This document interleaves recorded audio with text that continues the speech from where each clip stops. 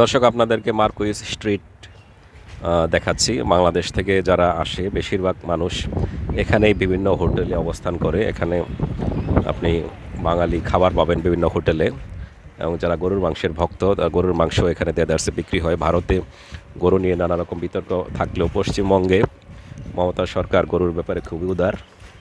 এখানে বিভিন্ন হোটেলে আপনি গরুর মাংস মজা করে খেতে পারবেন, এবং থাকার যে হোটেলগুলো সেগুলো বিভিন্ন ক্যাটাগরির আছে। আপনি যাচাই বাছাই করে দাম দেখে, কোয়ালিটি দেখে আপনি কোনটায় উঠবেন ঠিক করে নিতে পারেন। এখান থেকে বাংলাদেশের শ্যামলী বাস ছেড়ে যায়। এই এলাকাতেই মূলত বাংলাদেশের যারা আসে বেশিরভাগ মানুষ এখানে অবস্থান করে। এখান থেকে স্বল্প দূরত্বে কলকাতার গড়ের মাঠ, ইডেন গার্ডেন, পার্ক স্ট্রিট, পাশাপাশি যে সমস্ত দর্শনীয় জায়গা রয়েছে বেশিরভাগ এখান থেকে খুবই কাছে। আমরা ঘুরতে ঘুরতে যে একজন বাঙালির সাথে দেখা হয়ে গেল, তিনি কথা বলতে চাচ্ছেন না, লজ্জা পাচ্ছেন। দর্শক, আপনাদেরকে আমরা এখন নিয়ে এসেছি কলকাতার বিখ্যাত গড়ের মাঠে। গড়ের মাঠের কিছুটা দূরে আপনারা দেখতে পাচ্ছেন নবান্ন ভবন। এটা হলো পশ্চিমবঙ্গের সরকারের সচিবালয়। বর্তমানে এখানে মমতা বন্দ্যোপাধ্যায় বসেন। যদিও আগে রাইটার্স বিল্ডিং সচিবালয় হিসেবে ব্যবহার করা হতো, এখন সেখানে সংস্কার কাজ হচ্ছে বলে এখানে নতুন সচিবালয় চালু করা হয়েছে। অনেক বড় মাঠ, কলকাতা শহরের বুকে এত বড় মাঠ আর দ্বিতীয়টি নেই। আমার মনে হয় যে ঢাকা শহরেও এত বড় মাঠ কোথাও আছে বলে আমার জানা নেই। এটা সে ঐতিহাসিক গড়ের মাঠ। বহু ঘটনা জড়িয়ে আছে এই মাঠের সাথে, বহু ইতিহাসের সাক্ষী মাঠ।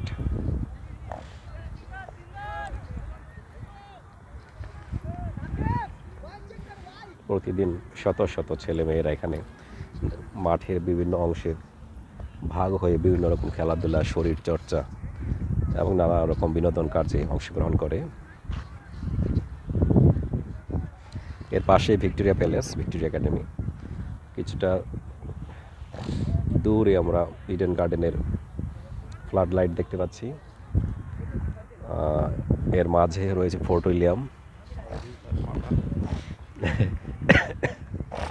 বাম দিকে অবশ্যই হাওড়া ব্রিজের চূড়ও দেখা যাচ্ছে। এই যে গড়ের মাঠে সে বিখ্যাত ঘোড়া, আপনি চাইলে এই ঘোড়ায় চড়ে মাঠটি প্রদক্ষিণ করতে পারবেন।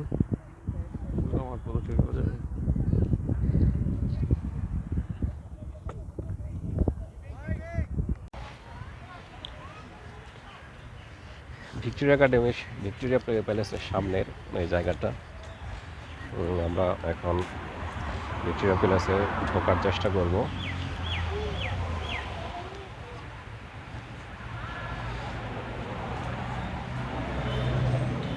এটার ভিতরে কিন্তু অনেক জায়গা।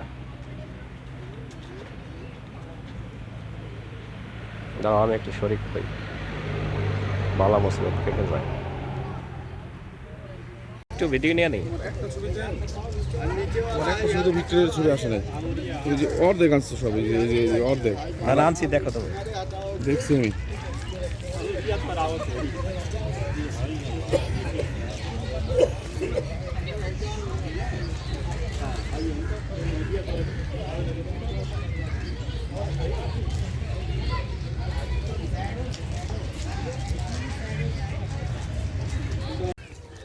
দর্শক, আপনাদেরকে এখন ভিক্টোরিয়া মেমোরিয়ালে নিয়ে এসেছি। ভিক্টোরিয়া মেমোরিয়ালে সার্কভুক্ত কান্ট্রির লোকজনের জন্য 100 টাকা এবং ইন্ডিয়ানদের জন্য 30 টাকা দিয়ে টিকিট কাটতে হয়।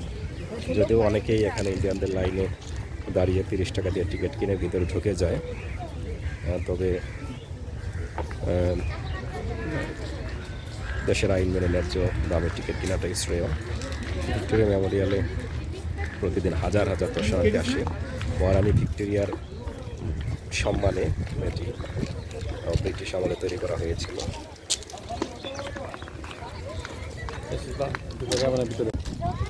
ভিক্টোরিয়া একাডেমিতে প্রতিদিন হাজার হাজার মানুষ যে আসে তার প্রমাণ হলে এই দীর্ঘ লাইন।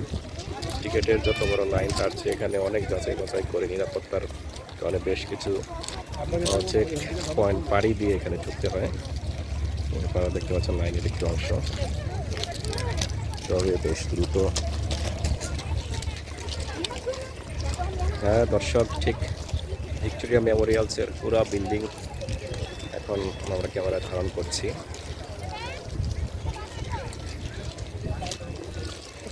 তুমি দাঁড়াই যাও, লাইনে দাঁড়াই যাও।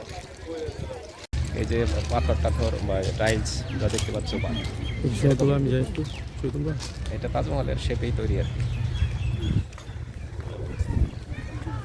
সমসাময়িক। এইরকমই তাজমহলের মানে স্ট্রাকচার।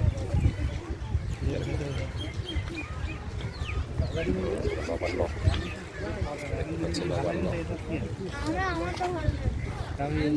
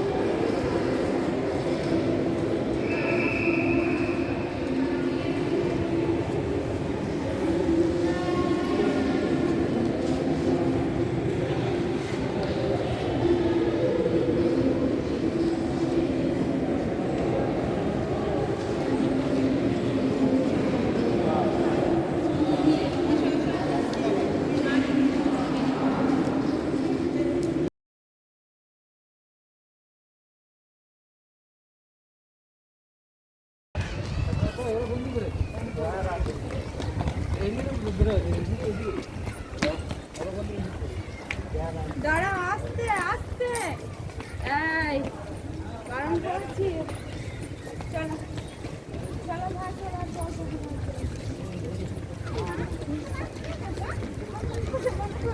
চলো।